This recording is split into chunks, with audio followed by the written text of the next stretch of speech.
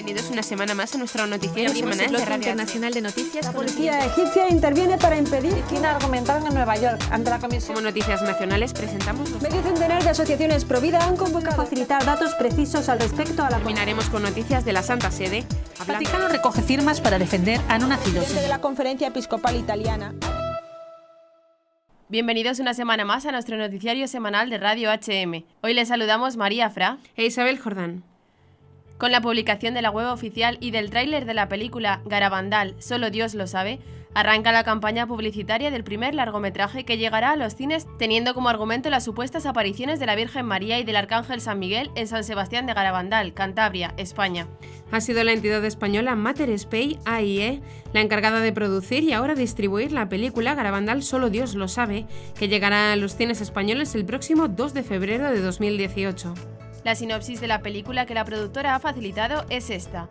Los hechos arrancan el 18 de junio de 1961, en una pequeña aldea del norte de España, San Sebastián de Garabandal.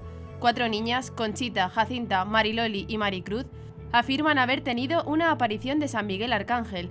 Días después, el 2 de julio de 1961, reciben la visita de la Virgen del Carmen. Tras esta primera vez, se siguen más de 2000 encuentros con la Celestial Señora. El párroco del pueblo, don Valentín, y el brigada de la Guardia Civil, don Juan Álvarez Seco, se encontrarán súbitamente implicados como protagonistas en un acontecimiento que les desborda, tratando de comprender dónde está la verdad frente a una jerarquía perpleja y ante una multitud cada vez más creciente de personas que acuden al pueblo en busca de respuestas. Garabandal Solo Dios lo sabe es un proyecto lleno de sorpresas, a comenzar por su protagonista principal, la Virgen María. El trabajo de los más de 300 intérpretes y de todo el equipo técnico tenía por objeto permitir que ella, con su presencia materna, pudiera manifestarse a través de esta película. Importante en la trama de Garabandal Solo Dios lo sabe es la evolución interior del brigada de la Guardia Civil, don Juan Álvarez Seco. La posición inicial del brigada fue simplemente la que le correspondía, asegurar el orden en la pequeña aldea y proteger a las niñas. Pero, jornada tras jornada, el escepticismo inicial de Álvarez Seco se verá sacudido por los sorprendentes acontecimientos de los que, inesperadamente, se ha convertido en testigo privilegiado. A través del camino que realiza el brigada, cada espectador es invitado a hacer su propio camino interior. Es importante señalar que detrás de las escenas de Garabandal Solo Dios lo sabe no hay una superproductora, mucho menos hay un superpresupuesto y ni siquiera hay un equipo de superprofesionales. Lo único que hay detrás de Garabandal Solo Dios lo sabe es un profundo amor a la Virgen María y el deseo de colaborar en su misión maternal dirigida a guiar a la humanidad entera hacia el que es su único Salvador, Jesucristo. Por eso todos los participantes de este proyecto lo han hecho a nivel voluntario, según dicen las fuentes. Otra de las sorpresas de este filme es que ninguno de los intérpretes tenía experiencia cinematográfica previa ni trabaja en el mundo del cine. Prácticamente lo mismo se puede decir de casi todo el equipo técnico, incluyendo al director artístico, Brian Jackson, para el que el proyecto Garabandal Solo Dios lo sabe era su primera experiencia a este nivel. Otro dato sorprendente es el tiempo de rodaje. La grabación se realizó en 27 días, un tiempo absolutamente récord si se tiene en cuenta factores como la referida poca experiencia, tanto de los intérpretes como del equipo técnico, la cantidad de extras que había que mover y todos los cambios de ambientación y vestuario que había que prever. Garabandal Solo Dios lo sabe estará disponible en cines de toda España a partir del próximo día 2 de febrero de 2018. A partir de ahí comenzará su distribución en Latinoamérica y dentro de poco se podrá contar con la traducción al inglés y al italiano. Comenzaremos con las noticias de interés internacional. Perú, gobierno dejará de aplicar currículo escolar con ideología de género. Italia, Consejo Municipal ordena recolocar cuentos infantiles gays. Polonia, no se permitirá abrir comercios y fábricas los domingos. Jerusalén, revelan antigüedad de la que sería la tumba de Cristo. Canadá, martirio blanco, el desafío al que se enfrentan los cristianos en Occidente, alerta un experto. Pasaremos después a las noticias nacionales. Obispos alertan del fundamentalismo de la proposición de ley contra la discriminación sexual. No se puede ser buen católico y defender el secesionismo, afirma cardenal. Publican En diálogo con el Señor, 25 textos inéditos de San José María Escrivá. Primer encuentro de naprotecnología. Sacerdote recibe el premio Hazte Oír por su defensa de la libertad religiosa. Y por último comentaremos algunas de las noticias más destacadas de la Santa Sede. Cardenal Charles Bo. Somos un pequeño rebaño. Multitudinaria misa del Papa Francisco en el campo de Quiaicasán. Presentan postales y estampitas conmemorativas del viaje del Papa a Perú. El Papa invitó a los obispos a acompañar a los jóvenes. En Myanmar, el Papa Francisco desafía a jóvenes con 3 preguntas. En una publicación realizada el 24 de noviembre en el diario oficial El Peruano, el Ministerio de Educación de Perú dispuso que se aplique para el 2018 el Diseño Curricular Nacional 2009, en el que no están incluidas las nociones de ideología de género que se incorporaron en 2016. El anuncio del Ministerio de Educación fue celebrado como una nueva victoria para los padres de familia por el colectivo Con mis hijos no te metas, que organizó una marcha con más de 1,5 millones de personas en todo el país en marzo de 2017 en rechazo a la ideología de género. El Currículo Nacional de la Educación Básica 2017 fue aprobado por el Ministerio de Educación a finales de 2016, en medio de diversas críticas de padres de familia, docentes, la Iglesia Católica y diversas comunidades cristianas en el país. En un comunicado difundido a inicios de este año, la Conferencia Episcopal Peruana criticó que el Ministerio de Educación haya incluido en este instrumento normativo de rango inferior nociones que no provienen de la Constitución, sino tomadas de la denominada ideología de género. En agosto de este año, el Poder Judicial dio la razón al colectivo Padres en Acción en su demanda contra el Ministerio de Educación para evitar el adoctrinamiento de los niños en las escuelas. Sergio Burga, investigador de la Oficina para América Latina del Population Research Institute, calificó la medida del Ministerio de Educación como un gran triunfo para los miles de padres de familia representados por el colectivo Con mis hijos no te metas. El Consejo Municipal de Todi, en Umbría, Italia, ordenó que los libros infantiles de género se coloquen en las estanterías para adultos en lugar de en la zona de niños, pero una asociación LGTB reacciona diciendo que es una cruzada medieval de una sociedad basada en el odio. La ideología de género prosigue su intento de adoctrinar desde la más tierna infancia. Sin embargo, en algunas ciudades italianas tratan de mitigar su influencia. Anteriormente fue en Verona y en esta ocasión en Todi, Umbría, donde una norma del Consejo Municipal ha recolocado los libros infantiles gays en las librerías públicas y los ha mandado a la zona de adultos, pero no ha faltado quienes han criticado esta sensata medida. 2 pingüinos macho que cuidan una cría sin ninguna presencia de la madre, una princesa que rechaza al príncipe azul y huye con una amiga que la introduce en el fantástico mundo de la libertad y de la autodeterminación, etc., son algunas de las historias que se cuentan en los libros infantiles de género que han acabado en el centro de la polémica. Por este motivo, la decisión del Consejo Municipal de Todi, en Umbría, de quitar los libros de género de las estanterías infantiles de la biblioteca municipal es un acto de gran valor político que vale la pena contar. Polonia sigue intentando defender sus raíces cristianas y la herencia de la fe en la sociedad, entre ellas el domingo, como día festivo dedicado a Dios y al descanso. Frente a los embistes por un lado de la ideología consumista y por otro del laicismo ateo, el Congreso polaco aprobó el pasado 24 de noviembre blindar el domingo, impidiendo que las tiendas puedan abrir para así defender el descanso de los trabajadores, para que puedan pasar más tiempo con sus familias. Al igual que está ocurriendo en otros países occidentales, la defensa del domingo está produciendo extrañas alianzas. En Polonia los sindicatos lanzaron esta propuesta, que fue muy bien acogida por el partido de gobierno Ley y Justicia, de carácter conservador, y por la propia Iglesia Católica, que dio la bienvenida a una iniciativa que mantenga el domingo como día sagrado. En la votación, 254 diputados votaron a favor de cerrar las tiendas los domingos, mientras que 156 se opusieron y 23 decidieron abstenerse. Las compras dominicales serán prohibidas totalmente en 2020, hasta entonces la medida se irá implementando paulatinamente. En 2018 solo podrán abrir los primeros y últimos domingos de mes. En 2019 ya tan solo será el último, y en 2020 todos los domingos serán festivos para los trabajadores, salvo una pequeña excepción por la cual se permitirá abrir el domingo anterior a grandes fiestas, como la Navidad o la Semana Santa, así como el último domingo de enero, abril, junio y agosto. Las panaderías y las tiendas online estarán exentas de esta prohibición. Resultados de recientes pruebas científicas proporcionadas a National Geographic parecen confirmar que la iglesia del Santo Sepulcro, lugar donde se habría producido la crucifixión, sepultura y resurrección de Cristo, tiene casi 1700 años de antigüedad. La tradición sostiene que la iglesia fue construida en el sitio de la tumba de Jesús 300 años después de su muerte. Aunque aún se desconoce si la tumba realmente guardó el cuerpo de Jesús después de su crucifixión, National Geographic indicó el 28 de noviembre que las pruebas realizadas por 50 expertos de la Universidad Técnica Nacional de Atenas en la cueva de piedra caliza revelan que el lugar fue construido alrededor del año 345 después de Cristo, durante el reinado del emperador Constantino. Santa Elena, la madre del emperador, habría descubierto la tumba alrededor del año 327. Cuando su hijo hizo legal el cristianismo en el imperio, los romanos construyeron una iglesia sobre la tumba. Antonia Moropoulou, coordinadora científica principal de los trabajos de restauración en la iglesia, dijo que las pruebas eran consistentes con las creencias históricas de que los romanos construyeron el monumento en la tumba. Este es un hallazgo muy importante porque confirma que, como se ha demostrado históricamente, Constantino el Grande fue el responsable de revestir la cueva de roca de la tumba de Cristo con las losas de mármol en la edícula, dijo la especialista. Los hallazgos son especialmente notables debido a que hasta ahora la evidencia arquitectónica más temprana encontrada en el santuario data del tiempo de las cruzadas. En octubre de 2016 la tumba se abrió por primera vez después de siglos para realizar delicados trabajos de restauración. En el interior los científicos encontraron una losa de mármol antigua incisa con una cruz.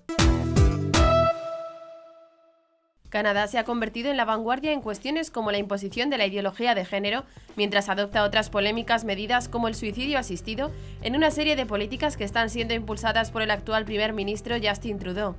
Lo que se ve en Canadá ahora se irá viendo en el resto de países. Así lo alerta Andrew Bennett, que entre 2013 y 2016 ejerció como primer y también único embajador de Canadá para la libertad religiosa. En una entrevista con The Catholic Register, que recoge Gaudium Press, asegura que aunque no se produce persecución como en muchos países, en Canadá y otros países occidentales, los creyentes se enfrentan a desafíos notables para los que deben estar preparados. Podemos no tener martirio rojo en este país, pero vamos a experimentar el martirio blanco, la vergüenza y la deprobación, asegura Bennett. Durante una ponencia en el Instituto de Bioética Católica Canadiense afirmaba que «Mi temor es el que la dimensión pública se está haciendo cada vez más una comunidad cerrada, donde las únicas personas que pueden habitarla sean las que se adhieran a este nuevo tipo de ortodoxia secular». Es aquí donde Bennett denunció cómo la religión en general y el cristianismo en particular está siendo marginado por la política y los medios de comunicación. Sin embargo, esto no significa que las personas acepten las enseñanzas de la Iglesia en materias como el cuidado del final de la vida, la sacralidad de la vida desde la concepción y la apertura a la vida. La gente está menos interesada en lo que la Iglesia enseña y lo que afirman los teólogos, pero están atentos a lo que hagan las iglesias, comentaron. Según la nota de prensa final de la Asamblea Plenaria de la Conferencia Episcopal Española, el obispo presidente de la Subcomisión Episcopal para la Familia y Defensa de la Vida, Monseñor Mario Iceta, informó sobre la ideología de género y su traslación a proyectos legislativos en España, como la proposición de ley contra la discriminación sexual, identidad o expresión de género y características sexuales y de igualdad social de lesbianas, gays, bisexuales, transexuales, transgénero e intersexuales. Este proyecto fue presentado en el Congreso por el Grupo Parlamentario Confederal de Unidos Podemos y manifestó el respeto de la Iglesia por la dignidad de todas las personas independientemente de cualquier característica o condicionamiento. Esta imposición de la ley de la ideología de género pretende excluir e impedir otras visiones acerca del ser humano. De este modo se coartan libertades fundamentales como la libertad religiosa e ideológica, libertad de expresión, de prensa, de cátedra, etc. Llega a instaurar una verdadera censura. Se trata en definitiva de una propuesta fundamentalista, aseguró la conferencia. Al respecto, en la rueda de prensa, el portavoz de la Conferencia Episcopal, padre Gil Tamayo, invitó al resto de fuerzas políticas con representación parlamentaria a oponerse a dicho texto en aras de la libertad y la defensa de los principios democráticos y constitucionales. La propuesta de Podemos supone una asfixia de la libertad. El cardenal Antonio Cañizares, arzobispo de Valencia, concedió una entrevista al diario La Razón en la que habla de la situación de Cataluña tras su intento fallido de separarse de España y declaró que no se puede ser católico y defender el secesionismo en países democráticos. Según explica el purpurado, la postura de la Conferencia Episcopal Española ante el desafío separatista podría haber sido más evidente acudiendo simplemente al magisterio de los propios obispos. Preguntado por si un independentista puede ser buen católico, el arzobispo de Valencia aseguró que, en el caso de la secesión, no. Lo digo cuando se trata de países democráticos. No se puede ser católico en Italia y defender el secesionismo. San Juan Pablo II decía: la unidad de Italia no se toca, es un bien moral. El arzobispo de Valencia aseguró que no le consta que el Vaticano hiciera de mediador entre el expresidente del gobierno catalán, Carles Puigdemont, y el gobierno español, para que no se llegara a la declaración unilateral de independencia. El Vaticano no tiene nada que hacer en ello, simplemente tiene que ser consecuente con lo que ha dicho, que se cumpla la ley. Dentro del marco legal, que se llegue donde se tenga que llegar. Me refiero a los países democráticos, declaró. La editorial Rialp ha recogido en el volumen titulado En diálogo con el Señor 25 textos inéditos del fundador del Opus Dei, San José María Escrivá de Balaguer, correspondientes al periodo 1954 hasta su muerte en 1975. Este nuevo libro forma parte de una serie que se dedicará a la predicación oral del fundador.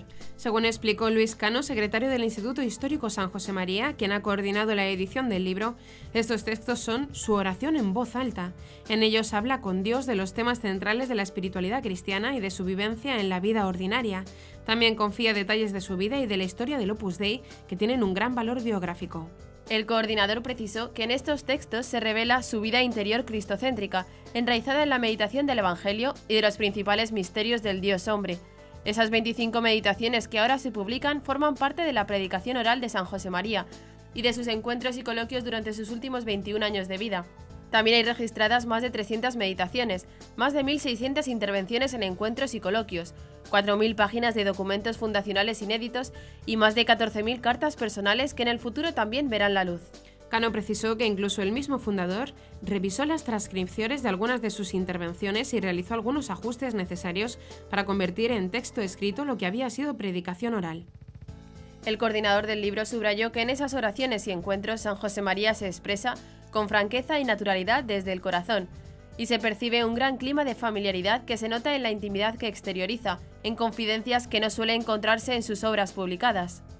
En estos 25 textos que ahora se publican en Diálogo con el Señor se encuentran varias notas comunes, como la invitación a identificarse personalmente con Jesucristo, las consideraciones sobre la filiación divina, el amor en la Iglesia, la oración y la vida contemplativa, la búsqueda del amor en la vida ordinaria, etc. Se desborda el número de inscripciones para participar en el primer encuentro de naprotecnología que se celebrará en Madrid el 8 y 9 de diciembre, en el Instituto de Bioética de la Universidad Francisco de Vitoria. El término naprotecnología, tecnología de la procreación natural, fue acuñado por primera vez por el Dr. Thomas Hilgers, quien junto con su equipo desarrolló el Creighton Model Fertility Care hace más de 30 años en la Universidad de Creighton de Omaha, Nebraska. La naprotecnología, una técnica ya presente en España, se ha mostrado como una ciencia revolucionaria, puesto que se basa en diagnosticar las causas de la infertilidad, respetando la naturaleza del acto conyugal y el ciclo femenino. Unos de los grandes promotores de esta técnica en España son Venancio Carrión y Jordina Fabrés, católicos y padres del primer niño que nació en este país gracias a esta técnica. Tras 7 años casados sin poder tener hijos y tras recorrer numerosos ginecólogos, estos no daban con la causa de su infertilidad. El tratamiento por naprotecnología guiado por la doctora Mena permitió comprobar que Fabrés tenía una carencia de progesterona, hormona que prepara el útero para alojar el óvulo fecundado. Los biomarcadores obtenidos a través del método Creighton permitieron establecer el día exacto en que la mujer debía tomar un suplemento de progesterona para favorecer la concepción. Los estudios también desvelaron que Carrión padece la enfermedad celíaca que afectaba a su fertilidad. Ahora son promotores de Naprotec, que engloba a médicos, monitores y matrimonios que, como el suyo, ayudan a decenas de matrimonios por toda España. Actualmente son unas 200 parejas y ya han conseguido 40 embarazos. Esta técnica es una alternativa a acciones tan aberrantes como la fecundación in vitro, con la que se denigra el amor esponsal y la dignidad humana. Con el galardón, otorgado en la categoría Libertad Religiosa, se reconoció la labor del sacerdote catalán Padre Custodio Ballester por su defensa de la libertad religiosa y de conciencia frente al acoso laicista y a los furibundos ataques que ha recibido. En declaraciones concedidas a Hazte Oír con motivo de la concesión del premio Hazte Oír, el Padre Custodio Ballester aseguró que los que promueven ataques laicistas sueñan en retomar la misma revolución, aunque ahora no necesitan matar. Tampoco parece que les importaría, a tenor de su grito de guerra, arderéis como en el 36, y tienen métodos conductistas de una eficacia estremecedora. El Padre Custodio ha sido durante casi 3 décadas párroco de la Iglesia de la Inmaculada Concepción en la localidad barcelonesa del Hospitalet de Llobregat. Por predicar la doctrina católica sobre la homosexualidad en una homilía, fue objeto de un expediente sancionador abierto por la Dirección General de Igualdad, Área para la Igualdad de Trato y No Discriminación de Personas LGBT, de la Generalidad de Cataluña y de una investigación de la Fiscalía de Delitos de Odio. El Padre Custodio explicó a Hazte Oír lo que sintió cuando fue acosado por la Generalitat de Cataluña. Lo viví como un paso más en la persecución ideológica contra la Iglesia, como un intento de amordazar a la Iglesia para que renuncie de facto a su doctrina cuando choca con la ideología oficial de la Unión Europea. La ideología de género como signo de progreso y la tradicional de la Iglesia como signo de atraso, detalló. Al conocer la concesión del Premio Hazte Oír 2017, el sacerdote catalán mostró su agradecimiento con estas palabras: El que la organización que más está haciendo en España por la defensa de nuestros valores reconozca los esfuerzos de un cura que intenta esforzarse en proclamar un evangelio que tantos intentan mutilar a gusto de los enemigos de la Iglesia, me reconforta y me da esperanza en la victoria, la del evangelio en España y la de España en España. Como un milagro de Dios. Gracias, Santo Padre. Este pequeño rebaño continuará orando por usted. Durante su viaje a Myanmar, dirigió unas palabras de gratitud al Santo Padre. Esta es una experiencia del Monte Tabor. Los católicos sencillos vivimos una experiencia emocionante. Hoy somos transportados a una montaña de bienaventuranzas. La vida nunca volverá a ser la misma para los católicos en Myanmar. Hace solo un año la idea de que este pequeño rebaño habría compartido el pan con nuestro Santo Padre Francisco era un puro sueño. Somos un pequeño rebaño. Nosotros somos como Zaqueo. En medio de las naciones no pudimos ver a nuestro pastor. Como a Zaqueo nos llamaron, baja, quiero quedarme en tu casa. Aquí está nuestro Santo Padre, el Santo Padre Francisco, un buen pastor que va buscando a los pequeños y a los marginados. Usted, Santo Padre, rompió la palabra y la Eucaristía con nosotros. Digamos las conmovedoras palabras de nuestra Madre, la Virgen María. Levantó a los humildes. Mi alma magnifica al Señor. Al igual que los discípulos en el Monte Tabor, volvemos a casa. Regresamos a casa con una energía espiritual extraordinaria, orgulloso de ser católicos, llamados a vivir el Evangelio. Este día estará impreso en cada corazón presente aquí. Querido Santo Padre, de parte de todos los católicos aquí, con un corazón lleno de gratitud, gracias por su generosidad. Hoy es un milagro.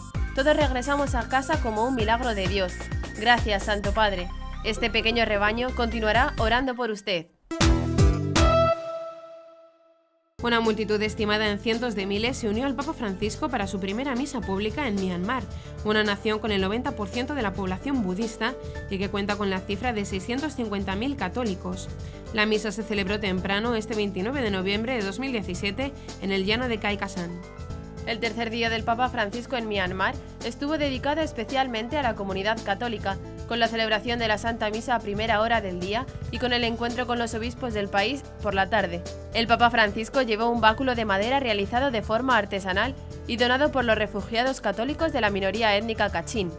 Según Asia News, han llegado a Myanmar personas de otros países cercanos, como Tailandia o Filipinas, para participar en la visita apostólica del Papa Francisco, su 21º viaje apostólico internacional. Acompañaron la celebración un coro formado por religiosas y jóvenes birmanos. Leyó la primera lectura una mujer con velo blanco, típico para asistir a misa en esa zona de Asia, y la segunda lectura una religiosa con hábito blanco y azul. En el ofertorio participaron jóvenes de Myanmar vestidos con los trajes típicos del país, de vivos colores y alegres atuendos en la cabeza. La Conferencia Episcopal Peruana y Servicios Postales del Perú, SERPOST, presentaron las postales y estampillas conmemorativas del próximo viaje del Papa Francisco al país. Las tarjetas postales han sido elaboradas en formato vertical y horizontal. Ambos diseños llevan la foto del Papa Francisco y el lema oficial de la visita apostólica, Unidos por la Esperanza. El Papa Francisco viajará a Perú del 18 al 21 de enero de 2018 y visitará las ciudades de Puerto Maldonado, Trujillo y Lima. En una de las 4 estampillas se ha plasmado el logo oficial del viaje papal, mientras que en las otras 3 se observa una imagen del Santo Padre junto a fotos de las ciudades que visitará. Los fieles de todas las edades podrán escribir al Papa Francisco en las postales y depositarlas en el apartado postal número 11056. En la presentación de las postales y estampillas estuvieron presentes el nuncio apostólico en el Perú, Monseñor Nicola Girasoli, el coordinador de medios para la visita papal y el arzobispo de Trujillo, Monseñor Miguel Cabrejos, el presidente del Consejo Económico de la Conferencia Episcopal Peruana, Monseñor Antonio Santarciero, y el presidente del director del SERPOST, Raúl Camargo.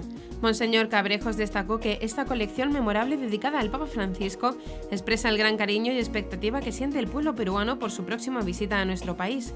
Con la puesta en circulación de las estampillas y postales, los peruanos podemos dirigirnos al Papa Francisco y compartir con él nuestras intenciones de cambio y deseos llenos de esperanza. El Santo Padre pidió a los obispos un esfuerzo especial para acompañar a los jóvenes, ocupados de su formación en los sanos principios morales, que los guíen para afrontar los desafíos de un mundo que cambia rápidamente, les exhortó Francisco. El Papa Francisco se encontró por la tarde con 22 obispos de Myanmar en el arzobispado de Yangon. A su llegada le recibió Monseñor Félix Lian Ken Tang, presidente de la Conferencia Episcopal de Myanmar. Al final del encuentro saludaron personalmente al Papa todos los obispos. Después el Santo Padre bendijo la primera piedra de 16 iglesias, el Seminario Mayor y la Anunciatura Apostólica. Finalmente, después de la foto grupal con 300 seminaristas, el Papa regresó al arzobispado, donde en la capilla de la planta baja se reunió en privado con 30 miembros de los misioneros de la Compañía de Jesús en Myanmar. Francisco exhortó a los obispos a que experimenten constantemente en su ministerio episcopal la guía y la ayuda del Señor, y las ha concretado, empeñándose en favorecer la sanación y la comunión en cada ámbito de la vida de la Iglesia, de modo que el santo pueblo de Dios, por medio de su ejemplo de perdón y de amor reconciliador, pueda ser sal y luz para todos los corazones que aspiran a esa paz que el mundo no puede dar. En la homilía de la misa que presidió este jueves 30 de noviembre en la Catedral St. Mary en Rangoon, Myanmar, el Papa Francisco desafió a los jóvenes con 3 preguntas tomadas de la primera lectura, que corresponde a la carta de San Pablo a los romanos. En la primera lectura dijo el Santo Padre: San Pablo propone 3 preguntas que yo quiero dirigir a cada uno de ustedes personalmente. La primera pregunta de San Pablo es: ¿cómo puede alguien creer en el Señor sin haber oído hablar de Él? Nuestro mundo, dijo el Papa en su homilía, en medio de un gran ambiente de recogimiento, está lleno de ruidos y distracciones que pueden apagar la voz de Dios. Para que otros se sientan llamados a escucharlo y a creer en Él, necesitan descubrirlo en personas que sean auténticas. Sepan que Jesús está lleno de misericordia, por lo tanto, compartan con Él todo lo que llevan en sus corazones, vuestros miedos y preocupaciones, así como vuestros sueños y esperanzas. Cultiven la vida interior como cuidarían un jardín o un campo. Esto resaltó el Santo Padre. Lleva tiempo, requiere paciencia, pero al igual que un agricultor sabe esperar que lo cultivado crezca, así también a vosotros, si sabéis esperar, el Señor os hará dar mucho fruto, un fruto que luego podréis compartir con los demás. La segunda pregunta de Pablo es: ¿cómo van a oír hablar de Jesús sin un mensajero que lo anuncie? Esta, explicó Francisco, es una gran tarea encomendada de manera especial a los jóvenes: ser discípulos misioneros, mensajeros de la buena noticia de Jesús, sobre todo para vuestros compañeros y amigos. Por eso, exhorto, háganse oír. Les pido que griten, pero no con vuestras voces, no. Quiero que griten para ser, con su vida, con sus corazones, signos de esperanza para los que están desanimados, una mano tendida para el enfermo, una sonrisa acogedora para el extranjero, un apoyo solícito para el que está solo. La tercera pregunta de Pablo es: ¿cómo puede haber un mensajero sin que sea enviado? Al final de la misa todos seremos enviados para llevar con nosotros los dones que hemos recibido y compartirlos con los demás. El pontífice subrayó que el Señor invitará a algunos de ustedes a seguirlo como sacerdotes y de esta forma convertirse en pescadores de hombres. A otros los llamará a la vida religiosa, a otros a la vida matrimonial, a ser padres y madres amorosos. Cualquiera que sea su vocación, los exhorto: sean valientes, sean generosos y sobre todo sean alegres. El Papa alentó a los jóvenes a mirar a la Virgen María para seguir su ejemplo, llevando a Jesús y al amor a los demás con sencillez y valentía. Queridos jóvenes, con gran afecto os encomiendo a vosotros y a vuestras familias a su maternal intercesión. Y hasta aquí nuestro informativo semanal. Esperamos que haya sido de su agrado. Recuerden que pueden seguir escuchándonos siguiendo el resto de nuestra programación en directo a través de la web www.radiohm.net. En ella podrán encontrar también distintos podcasts con los informativos anteriores y otros audios que también pueden ser de su interés. Seguiremos estos días informando de las noticias de la Iglesia y del mundo a través de nuestros breves espacios informativos que les ofrecemos cada media hora aquí en Radio HM 88.9 FM y HM Televisión. Ayer, hoy y siempre, la verdad. Gracias por habernos acompañado. Les han informado Isabel Jordán y María Fra. Hasta la próxima semana.